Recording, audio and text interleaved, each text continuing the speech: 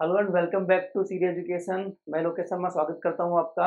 आज डे 4 पे lecture number 4 में हम स्टार्ट कर रहे हैं आज third law of motion. NCERT हम पढ़ रहे हैं, एनसीईआरटी के हिसाब से हम ये चल रहे हैं ताकि आपको हेल्प मिले अपने लेक्चर में, क्लासरूम में। जब आप इसको रिवाइज कर रहे हो अपनी बुक से, आपको वहाँ पे मदद मिले, इसलिए हम इसको एनसीईआरटी पैटर्न पे लेके चल रहे हैं। स्टार्ट करते हैं। सबसे पहले जो आज चीज़ है वो ये कि थर्ड लॉ ऑफ मोशन है क्या।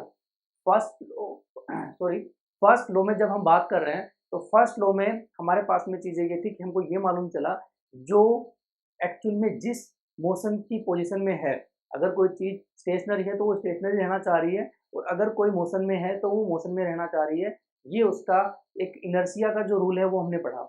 ये जो चीज़ है फर्स्ट लॉ ऑफ मोशन, ये चीज़ बताती है हमको कि कोई भी जो वस्तु है वो अपनी स्थिति को बदलना नहीं चाह रही जब तक उस पर कोई एक्सटर्नल फोर्स नहीं लग रहा। सेकंड जो लो है वो इसको कैलकुलेट कर रहा है।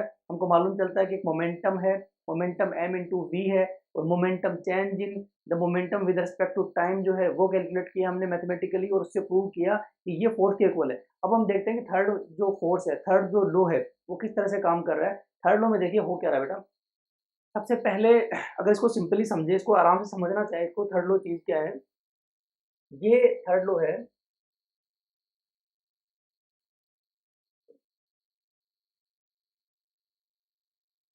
एक्शन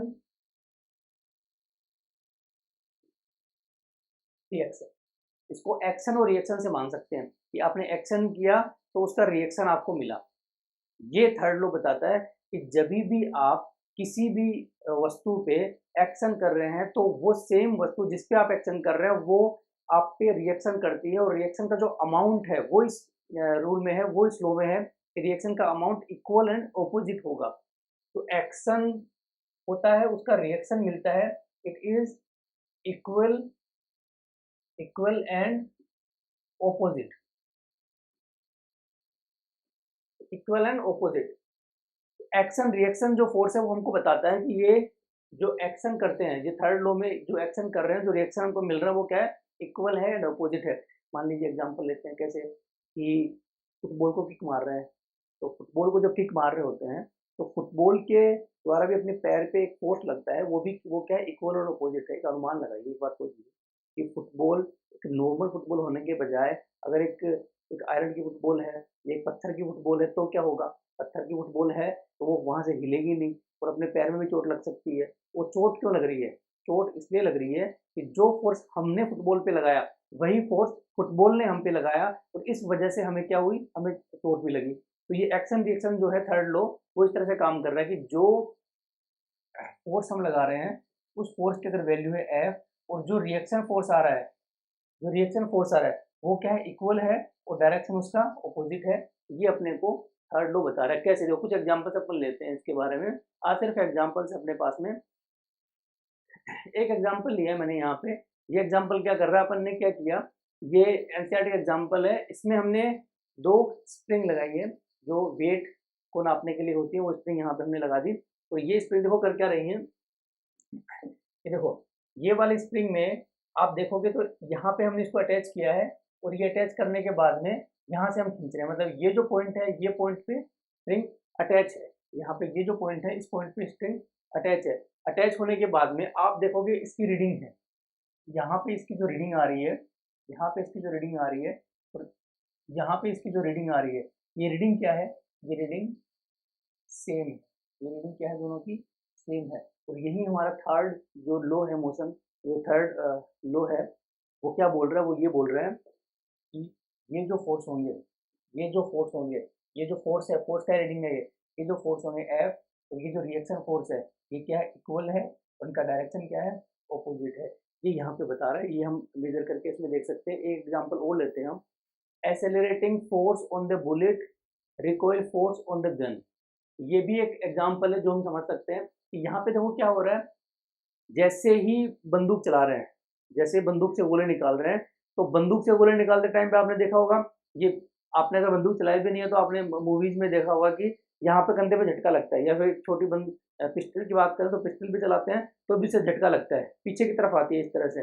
क्यों आती है, इसलिए आती है कि जब बुलेट यहाँ से निकलती है, ये जो इसमें दिखा रखी है यहाँ पे, ये बुलेट जो यहाँ पे दिखा रखी है, ये बुलेट जब यहाँ से निकलेगी, ये बुलेट जब यहाँ से निकलेगी तो ये निकलते समय जो बैक फोर्स लगाएगी, जो बैक में फोर्स लगाएगी निकलते टाइम पे, वो जो रिकॉइल फोर्स है वो किस पे लगेगा, वो गन पे लगेगा। वो रिकॉइल फोर्स किस पे लगेगा, गन पे लगेगा। इससे गन कहाँ जाएगी, गन पीछे की तरफ जाएगी। गन कहाँ जाएगी, पीछे की तरफ जाएगी।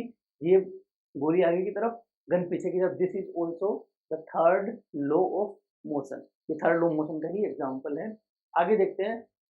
ये देखिए, ये बोट और सैलर का एग्जांपल है। बोट और सैलर के एग्जांपल में एक ये आपने कई बार देखा भी होगा कि जब हम नाव में रहते हैं तो वो जब नाव से बैठ के हम वापस आते हैं तो उसको वो बांध देते हैं वहां से नाव को। जो बोट है, जिस बोट पे अपन तैर करके आए हैं, उस बोट को वहां से बीच में बांध देंगे। बांधने से क्या होगा, जब हम इस बोट से यहाँ पे छलांग मार रहे हैं, इस बोट से वापस इसके ऊपर आ रहे हैं, तो आते समय ये बोट भी पीछे जाना चाहेगी। ये बोट भी क्या करना चाहेगी, ये बोट भी पीछे की तरफ जाना चाहेगी।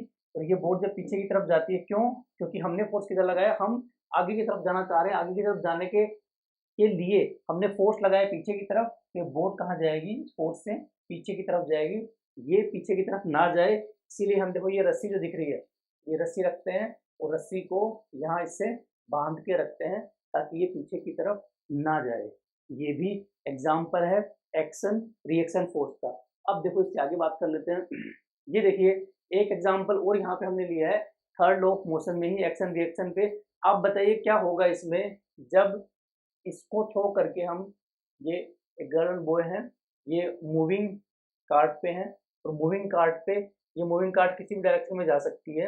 यहाँ पे अगर ये इधर थ्रो करते हैं तो मूव कार्ट मूव करेगी क्या, और करेगी तो क्यों करेगी, ये इसका जवाब मिलेगा हमें थर्ड लॉ ऑफ मोशन से। देखिए, जब ये इसको थ्रो कर रहे हैं तो थ्रो करते समय ये इन्होंने फोर्स कहाँ लगाया, कार्ट में लगाया, तो कार्ट कहाँ मूव करेगी, कार्ट पीछे की तरफ मूव करेगी। और इनके पास में कुछ आया सामान, ये थ्रो हुआ, तो कार्ट इनका इस तरफ मूव करेगा। ये भी थर्ड लॉ ऑफ मोशन है। तो आज हमें जो समझना था वो सिर्फ इतना समझना था कि थर्ड लॉ ऑफ मोशन कैसे काम करता है और थर्ड लॉ ऑफ मोशन है क्या।